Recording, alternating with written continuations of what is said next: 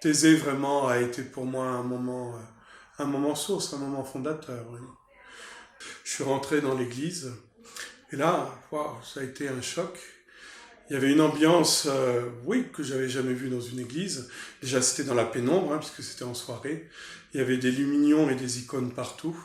Ça, c'est la première des choses qui m'a frappé, ces icônes dans la pénombre, hein, qui, ouais, attiraient tout de suite le regard, hein.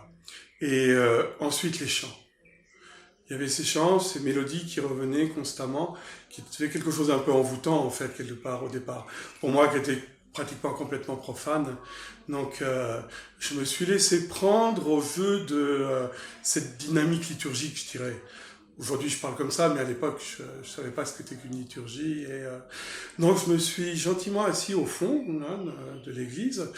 Et puis, bah, il y avait les bénévoles qui passaient. Il y en a un qui a remarqué que j'étais là un peu à l'écart. Alors, gentiment, il m'a demandé d'avancer. Je n'ai pas osé refuser.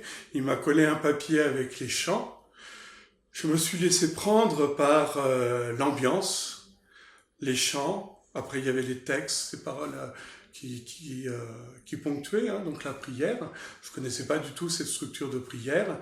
J'avoue que là, je me suis posé beaucoup de questions. Et puis, ben, ce que j'avais pas fait depuis très longtemps, je me suis mis à prier. Oui. Depuis très très longtemps, je me suis mis à prier.